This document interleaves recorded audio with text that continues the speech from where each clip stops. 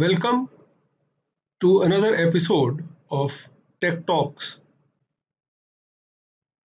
In today's talk, I will examine the possibility of having an electric armored fighting vehicle. Electrical components have always been a challenge in the design of armored fighting vehicles. For example, in the case of tanks, a large number of services which are utilized need electrical power. A tank uses electricity for radio and intercommunication, for the wipers, for the various types of night vision devices, for the computer systems, for the automotive auxiliaries like the various types of pumps, gauges, the navigation equipment, lighting systems, ventilation systems, gun control systems, and the fire control system. To cater for these electrical loads, like any other vehicle, the tank also has batteries that are charged by using the power from the main engine. Some tanks have an auxiliary engine for charging the batteries, thus conserving the life of the main engine. Also, the auxiliary engine operates at a much lower level of noise than the main engine. In a tactical situation, a tank often needs to function in silent watch mode. During this time, the tank uses the power stored in its batteries. It follows that we need to have batteries with sufficient capacity to allow functioning of the tank in silent mode. The heaviest drain on the batteries is during starting. To get around this problem, certain tanks have an air starting system in which air bottles are charged by a compressor getting the drive from the main engine. And this pressurized air is used for starting the engine. In a tank which is in the 40 tons to 50 tons range, you will have 1000 bhp or more engine, which will be the largest component of the vehicle and occupy considerable space in the engine compartment. If we were to replace the engine with an electric motor, we would need a very large battery to power this motor.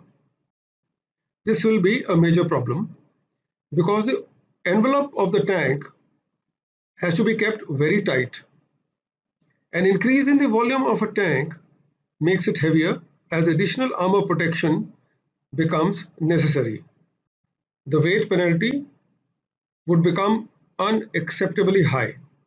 An electric powered tank will therefore have to wait for the design of very high energy density batteries, much more powerful than the present day lithium-ion batteries.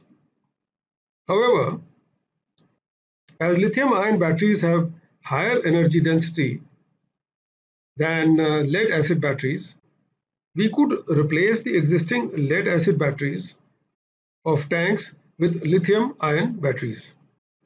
This will increase the time for which the tank can operate in silent watch with its main engine turned off and thus operate with no noise and a much smaller heat signature. This can be of advantage in a tactical situation.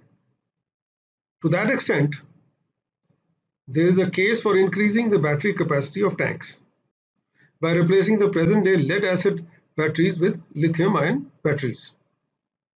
It follows that being able to design high-energy density batteries will help in designing a better tank. Moving away from tanks, let us go to a lighter armored fighting vehicle. Say we look at the armored personnel carrier or the infantry combat vehicle. An infantry combat vehicle often needs to be amphibious and may have a tracked or wheeled configuration. In this case, because the vehicle is lighter than a tank, it has a better chance of being powered electrically. A purely electric vehicle would need a fairly large battery. Further, When we are operating in a battle area, the availability of electricity is unlikely. Therefore, while you may be able to have a fully electric infantry combat vehicle in a peacekeeping role or policing role, it may not be a viable option in the case of a battle area, even though it may be feasible to design such a vehicle. However, a hybrid infantry combat vehicle may become a possibility. In such a vehicle, the balance between the capacities of the internal combustion engine and the electric motor will have to be decided with a lot of care. In a purely electric vehicle, the logistics of transporting fuel will disappear. In a hybrid vehicle, the fuel consumption will reduce and refueling logistics will ease out somewhat. Where the electric vehicle has a clear advantage over the internal combustion vehicle is that the torque curve of the electric vehicle is the best possible torque curve. It provides very high torque at low speeds, thus making the electric infantry combat vehicle very agile. This is an advantage in a tactical situation. Electric infantry combat vehicles will not need gears, and the driver could make it accelerate quickly just by pressing the accelerator pedal. Another advantage which an electric infantry combat vehicle will have over the internal combustion engine vehicle is the ability to move silently. This will be a big advantage in a tactical situation. Therefore, the hybrid infantry combat vehicle again seems to suggest itself as a possible option. In a tracked infantry combat vehicle, an internal combustion engine drives the tracks through a driveline and sprockets. However, in a wheeled infantry combat vehicle, each wheel has to be driven. This means that you have the engine at one end of the vehicle, usually the front end, and you have to transmit this drive mechanically to all the wheels through a system of drive shafts and differentials. And you need to provide for differential locks and interaxle locks so that the vehicle is able to pull itself out of a difficult position. This adds a large amount of weight to the overall weight of the vehicle. On the other hand, in the case of an electrical vehicle, while the battery will be large and will have considerable weight, the drive to the wheels will be much lighter as compared to the mechanical drive needed in an internal combustion engine vehicle, as each wheel will have its own electric motor. These motors can be very easily utilized through an automated controller to engage different drive configurations. Let us take a six-wheeled vehicle and say that two wheels are slipping due to inadequate surface grip.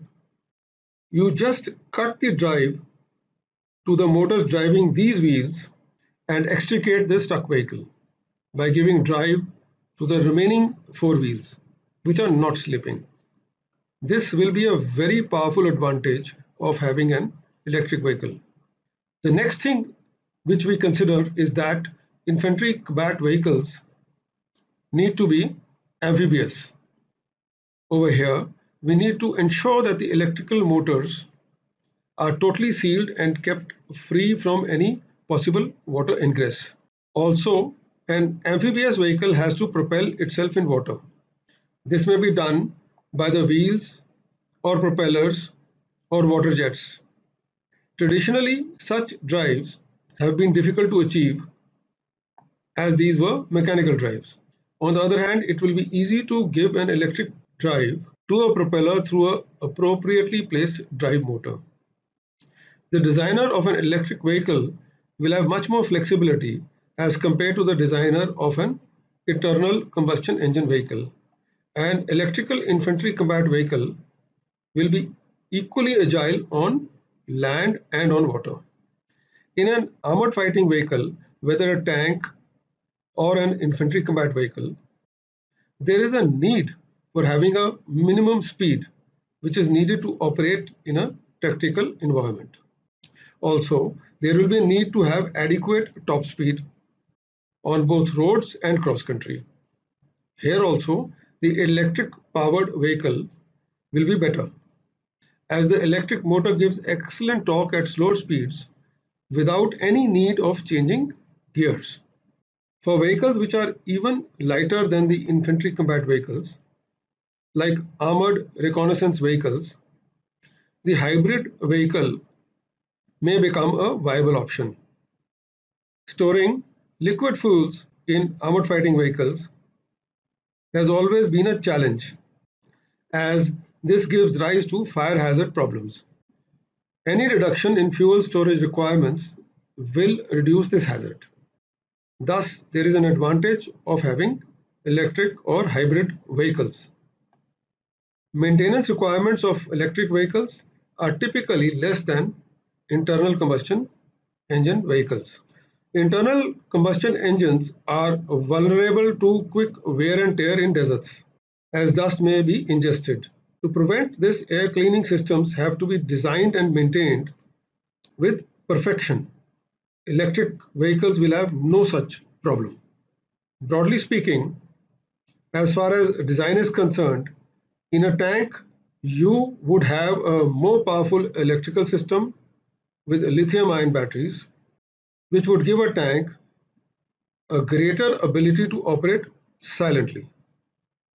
In infantry combat vehicles, you may have hybrid vehicles, which will be very agile both on water and land. And in the case of lighter reconnaissance armored vehicles, you may be able to have vehicles which may be fully electric or hybrid vehicles. Hybrid vehicles have higher ranges of operation with the same amount of fuel, thus easing the logistical load of supplying fuel. Storing and transporting fuel is a major challenge in any operation, and any easing of this load will free resources for other logistic tasks. Though conversely, spare battery packs will have to be provisioned for the electric and hybrid vehicles. However, if we were to use a standardized battery pack in all vehicles, it would also lead to helping out with other battery powered equipment which we already have in a battle area. It appears that with the technology available in the civilian electric vehicle industry, such as better batteries and motors, it looks that the day is not far when we will see vehicles which have large capacity batteries or full-fledged electric or hybrid armored fighting vehicles in the battlefield. Thank you for listening. We look forward to bringing more episodes like this to you.